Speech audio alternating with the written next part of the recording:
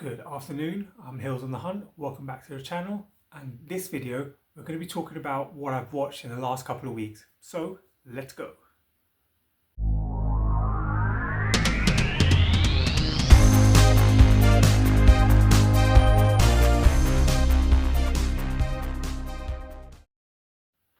Alright, welcome back to the channel. I hope everybody is doing well today. It is the weekend here, so I hope everyone's had a wonderful weekend and have a wonderful week coming up. Like I said, we're going to be talking about movies I've watched in the last, I think it's about 10 days to 2 weeks. This week I haven't had a chance to watch a lot, so I kind of combined last week's and this week's together. It's about 10 titles. It is Saturday morning, so yeah, we'll record this and we'll start next week's fresh as of this evening.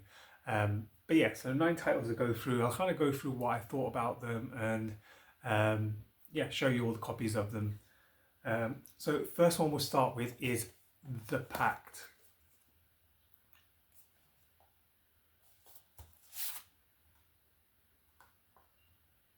Now, this is a low budget SOV, so shot on video movie.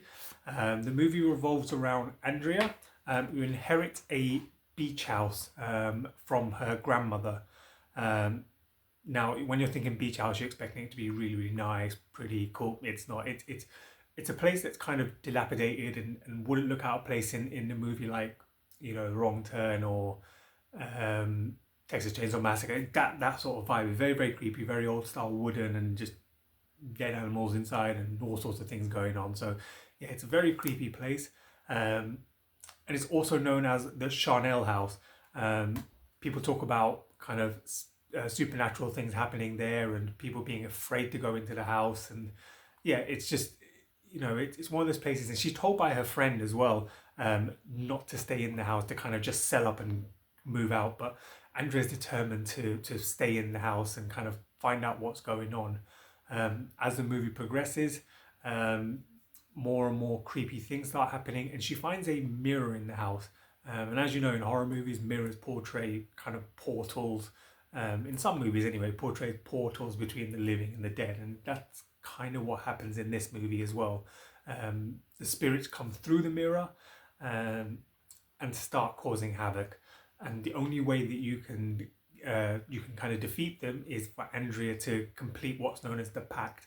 It's a pact that kind of happened back in the olden days, and to have things stop happening, she needs to kind of complete the pact. Yeah, so it's very low budget. The actress who plays Andrea, let's see if I can find a name. No, I mean, I think it is just very, very low budget actors and so on. So, but that's fair enough.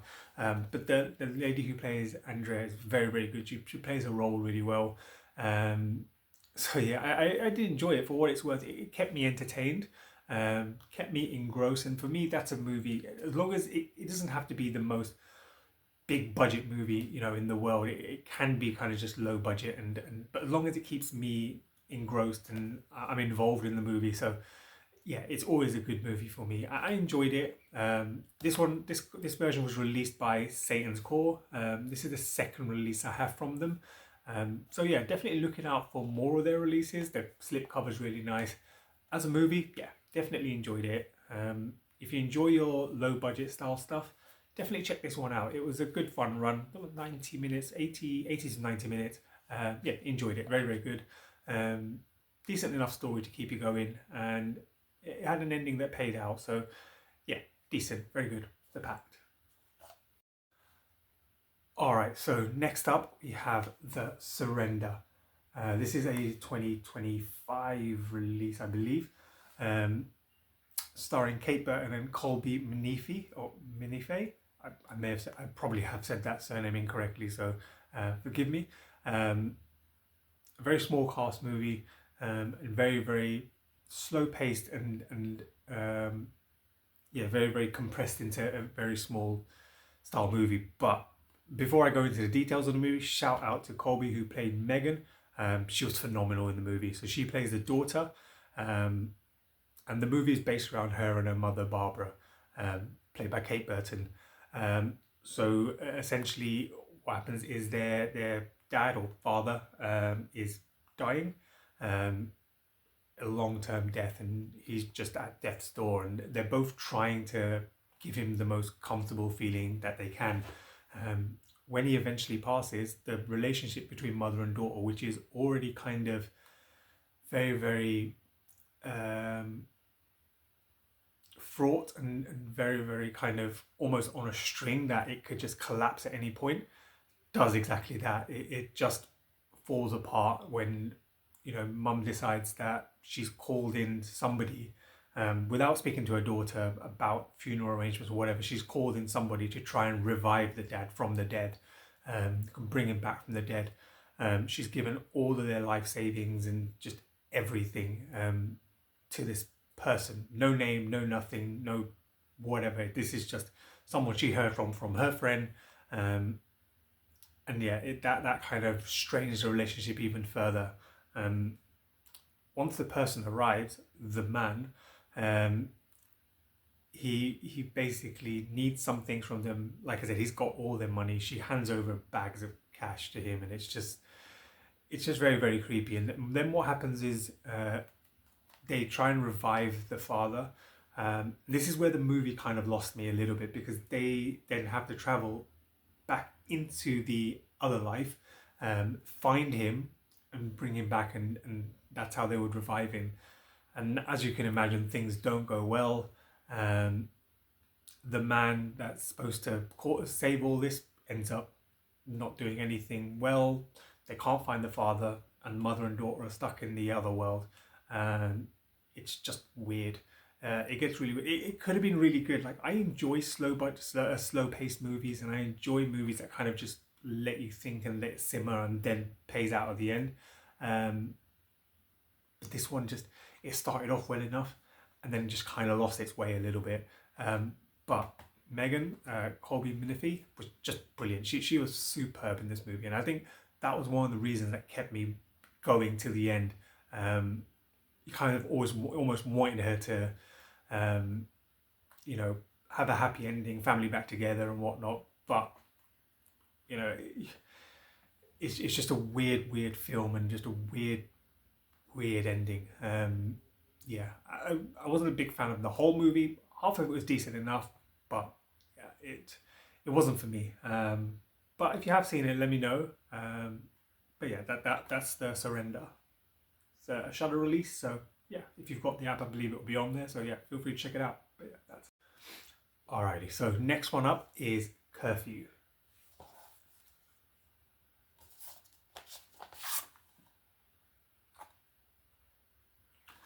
This one's from 1989. I had fun with this. This was really good. I do enjoy home invasion movies. This one kind of gave me vibes of, I believe it's House at the Edge of the Park. And there's another one as well where a pair of brothers / friends just, yeah, invited into a home or invade a home, and they just hold everyone hostage and just torture them. And this is kind of a similar vibe. The premise of this one is brothers Ray and Bob are just serial killers, and they've been left in prison, escaped prison, and then they go on revenge against anybody who paid part in them getting into prison. So they take out the judge and other witnesses and so on and so forth, until they reach the home of their intended target, the district attorney, who's home with his wife. And yeah, so they enter the house and hold them, and unknowing that they have a teenage daughter who's actually out, and for the first time in her life actually comes home when she's supposed to, and not realizes that things are happening in her house. And that's where the film really starts kicking in, because it's almost a battle between the daughter and the two guys.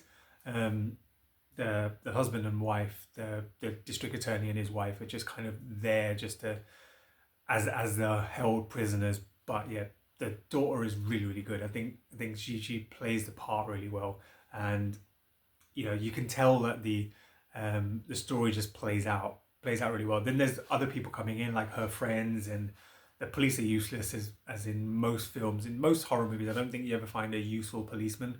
But yeah, for an 80s movie, or late 80s movie, I think, yeah, 89 this was. I enjoyed this one.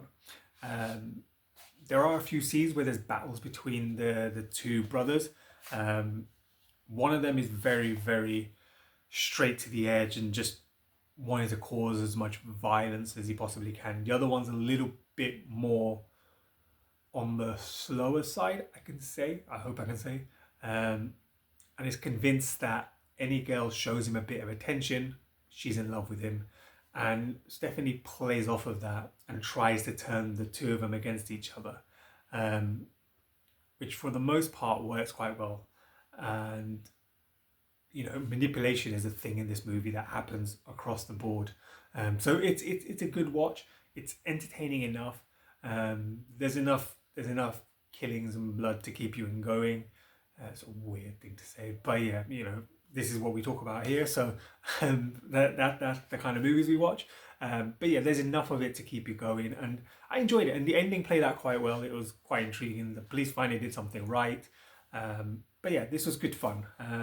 Nice little 80s movie. Vinegar Syndrome released a really good copy of this. I love the slip on this. Definitely a good one for me. I had fun with this. If you get a chance, check it out. Curfew.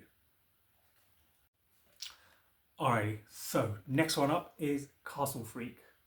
Now, I picked this one up based on a recommendation from a friend who talked a lot about this movie, and I can't believe I hadn't seen this one. I've heard of it, but just it's one of those that you kind of hear of and you just never end up picking up. So when I was out and about in HMV, I think it was there, so I just grabbed it. Really nice cover, 101 Films release. That's a beautiful cover there.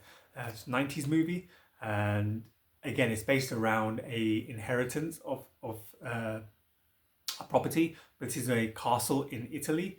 I wish I had someone who had a castle in Italy, or a castle somewhere I can inherit. I wouldn't mind if it's haunted. I'd love it. Anyway, back to the movie. Movie revolves around husband and wife John and Susan. John played by the superb Jeffrey Combs, him of Reanimator. And yeah, Susan Barbara Crampton is also in Reanimator. That's from the back of the box, so I didn't know that. But yeah, it revolves around them, and again, they have a strained relationship because of what happened a few years back. John has a drinking problem and caused a car accident where his son died and his daughter was left blinded. The daughter's with them in this movie, moving into the new house. There are creepy housekeepers and all sorts going on, dodgy lawyers, but the premise of the movie is they're not alone in the castle. There is a disfigured creature living in there who had been buried in the, or not buried, but locked in a cage for many years by his mum, and had just been left there. They had portrayed him as dead, and they'd even put in a coffin and a burial in the kind of tombs underneath the castle, but he was never dead, and he's just roaming the lower grounds of the castle and torturing people, and things start happening, and the story plays out that the husband and wife just won't stop arguing. They won't stop doing crazy things, and John ends up just drinking savagely one night, takes a prostitute back to the castle and does his thing, and as he tells her to leave, she never leaves and ends up being mutilated and like savagely held against her will, but yeah, by the creature. Once the police start coming around because she's been reported missing, they start locking on John because he's the last one to be seen with her, and he caused a havoc at the pub that they, or the bar or wherever they were that they were located in. It's and from there that the wife and the daughter start to leave and things start playing out. It really start piecing together in the last kind of 30 minutes. But the movie itself was a lot of fun. And when you get to the end, there's some really cool scenes, and once you actually see the creature in itself, it really plays out quite well. I had fun with this. Definitely won't be the last time I watch it because yeah, I enjoyed this. So this might be um, another one that I watch impressively from time to time because it's a nice, easy watch, and it's very, very enjoyable. But yeah, if you haven't seen it, check it out. Castle Freak. All right, so next one is a favorite of mine. And I watched it again just because one evening I just couldn't find anything to watch and I just wanted to watch something comfort, something I've seen many, many times. And yeah, it's The Others. Absolutely love this movie. Seriously, so, so good. If you've seen it, you know why it's so good. Again, very, very slow paced movie. Mother and two children living in a property. Their husband is gone to war, or has been deemed to have died at war, and things are just happening and crazy things are going on. The movie starts out with three mysterious kind of servants turning up to the house to help out. And for the most part, they're just doing their thing and helping the family kind of, get by day. The kids are a little bit have to be protected because they have vision issues, so they can't open any curtains in the house. They can't let any light in the house, and yeah, it's playing out. And the mum is very, very strict with the rules. So Nicole Kidman, very, very strict with the rules, where she has to have doors locked at all times. You can only have one door open in the entire house when you're in there. So you can't have keys kind of for everybody. So she gives out keys to, I think, the lead maid and one of the others, and then there's a gardener who's just outside for most of the time because their property is, again, a huge property with its own cemetery. It's just enormous. But yeah, Nicole Kidman's kind of character, you can see her kind of change as the movie goes on. As the daughter and son start playing out and things start happening and weird things start happening, the servants start getting more and more involved. And yeah, it's just a fantastic, spooky little movie. I won't go into too much detail in terms of what happens because it's one you have to watch for just what happens, because I think first time I watched it many, many moons ago, it absolutely shocked me that I had to kind of go back, rewind it and rewatch it again just to make sure I'd seen what I had seen. But it's just a fantastic movie. It really is. Again, slow paced, slow moving, but everyone plays their part well.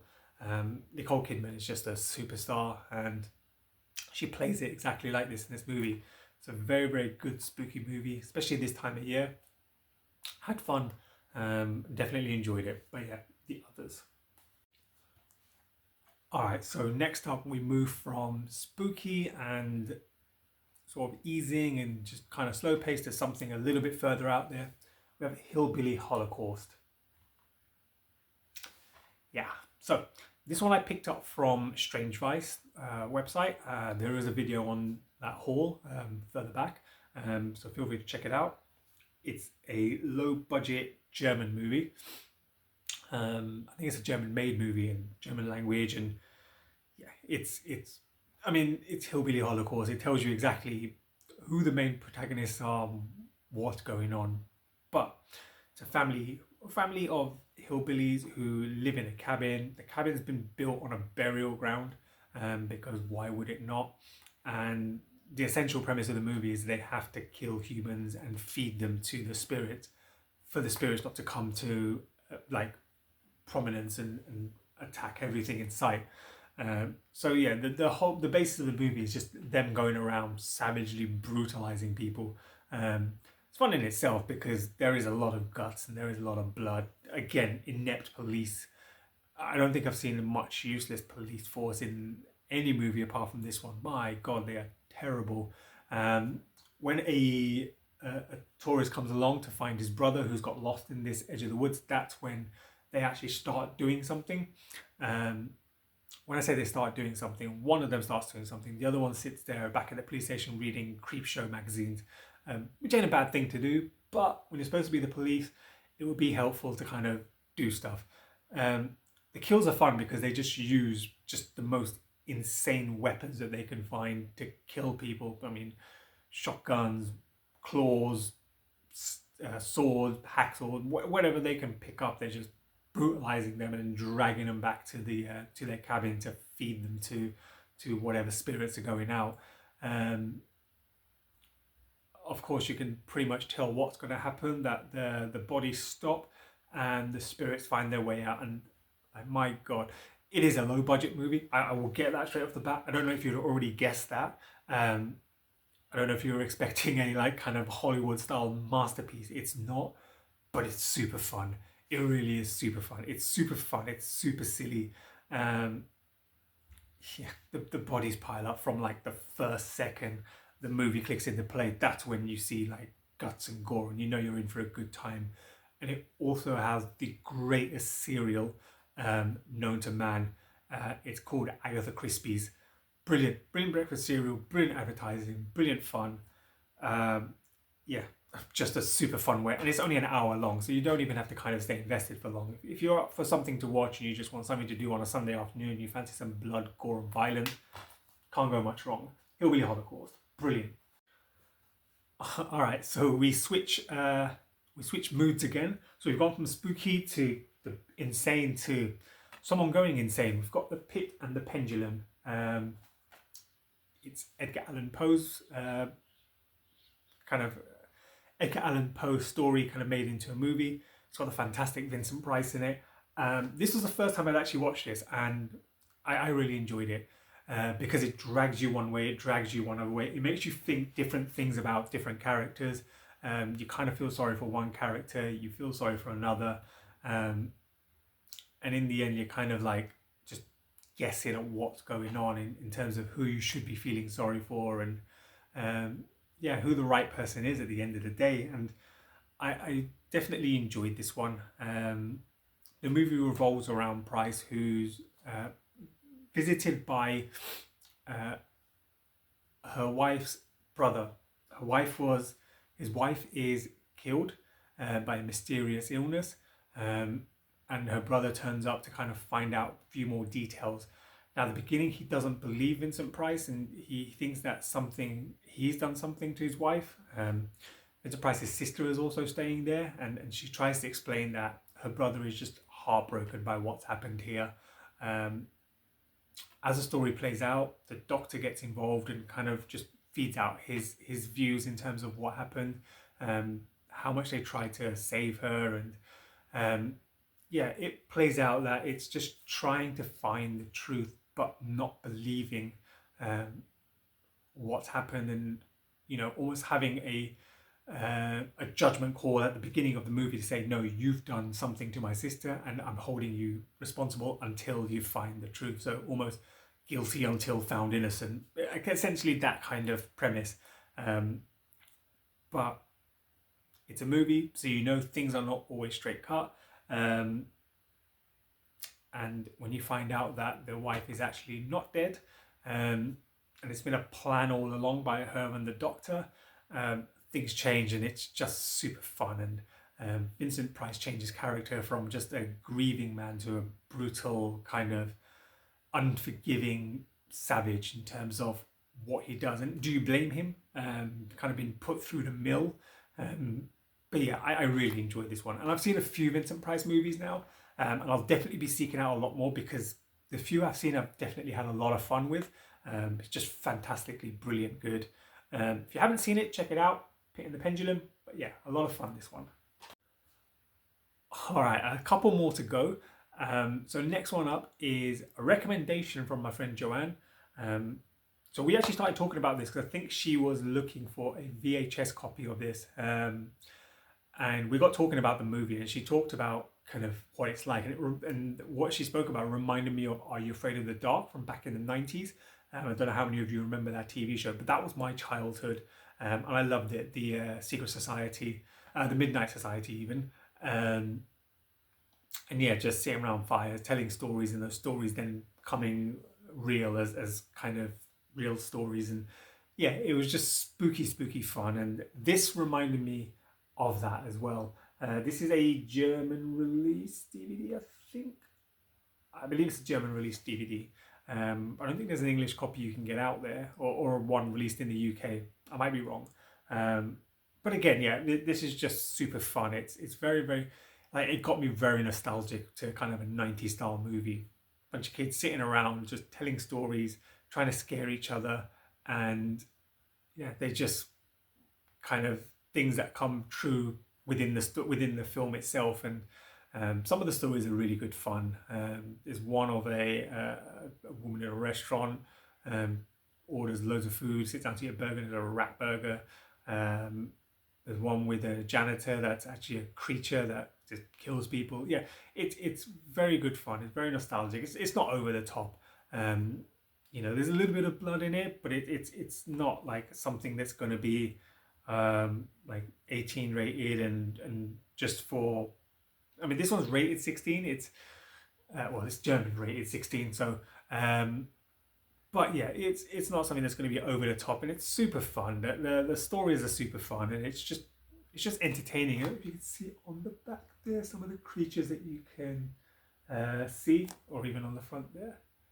But yeah, yeah, very much enjoyable, and it's not a bad way to have an evening. This will kind of be falling into my Halloween pile for years to come. So yeah, I had fun with it. Enjoyable, and it's got a very young Sean Astin in it. Yes, him of Lord of the Rings. So yeah, it's very nostalgic, very good fun, and very enjoyable. So yeah, check it out if you haven't yet. I know a lot of people would have seen this, and I know a lot of people have had this in their kind of spooky pile. But yeah, new one for me. But I had super fun with it. The Willies. Last and not least, this wasn't planned in any way because this is the last movie I watched. I think I watched this morning, but this is probably my favorite of the watches I've had this week. And it's Blood Feast 2, All You Can Eat. So this is from Herschel Gordon Lewis. I super love the first one. Super love it. It's so silly and so over the top, but it was brilliant fun. The movie revolves, so the first one revolves around Fuad Ramzi, who's a caterer, an Egyptian food caterer. And he's not only a caterer, but the food he caters is human food. So he is kind of hypnotized or overtaken by a Egyptian god. And the idea is that you have to make human sacrifices. It's one of like Egyptian feast things. But yeah, he just goes around savagely killing women in the most brutal ways, and then yeah, serving their food at catering parties. Why would you not? But the weapons used are a lot more like kitchen utensils. So he's got a meat cutter, so he just sticks hands in there and just like limbs and bones come out. He's cutting up stomachs and pulling out body parts, and yeah, that's kind of how the first one ends, and so on and so forth. He gets caught, and that's how the movie ends. This one then follows on. Fuad Ramses is back, but not Fuad Ramses. It's a great grandson who takes over the same location. And the day he arrives, a couple of days after, women start disappearing again. Police officers, again, I'll keep repeating this drum over and over again. Police are useless. One police officer has convinced that he's the killer, but he's just useless. And the sight of any dead bodies or any body part missing or any kind of blood, he just throws up. And it's just silly. It's silly. You got his partner who just spends the entire movie eating. Now that's a movie role I would want. I would want someone to come up to me, hey, we want you to do this movie. You're going to be eating the entire movie. You just have to say intelligent stuff from time to time. Sign me up. I mean, I will do that happily. This is fun. But again, he comes back, he starts taking over the restaurant, and he gets a catering job. Exactly similar premise to the first one. And the bodies start piling up again. And again, it's just kitchen utensils, kitchen weapons used. It's the silliest thing in the world. It really is. I had so much fun with it. Lots of blood, lots of gore, lots of body parts everywhere. Lots of finger food. Make of that what you will. But yeah, it's just super, super fun. I had both of these just I really enjoyed. I've seen like 3 Herschel Gordon Lewis titles now. I know there's a big box set out there from, I want to say Arrow. I think Arrow have released a big box set. So I definitely want to check out more because it's just super fun. It really is. And it's, you'll have people kind of watching going, blood and gore is super fun. It is, because don't take it seriously. It's just silly. But yeah, it's super, super, and he's really good. Like the guy who plays, I think it might be John McConnell. I will check that out though. No, I think it's JP De La Hussain who plays Fuad. But yeah, he's really, really good. Like, he's got a charming accent, so you kind of don't portray him as a killer or a savage serial killer. But for me, that made it. Yeah, he was so good, charming, and but super savage when he did it. And it's just super. Some of the lines in the movie are just super dumb. But yeah, really, really enjoyable fun. If you can get your hand on both of these, definitely check them out one after the other. Blood Feast, and for this week's watch, Blood Feast 2, all you can eat. Brilliant, brilliant fun. That wraps up the movies for this week. Let me know what you thought about them. Let me know if you've seen any of them. I expect quite a few people will have seen the others, maybe the Willies, maybe Castle Freak, but the others are a lot more kind of different range. But yeah, let me know what you think about them. Let me know what you thought about the video overall. Yeah, as it stands, so thank you so much for watching. Like, comment, subscribe. Let me know what you think about these videos.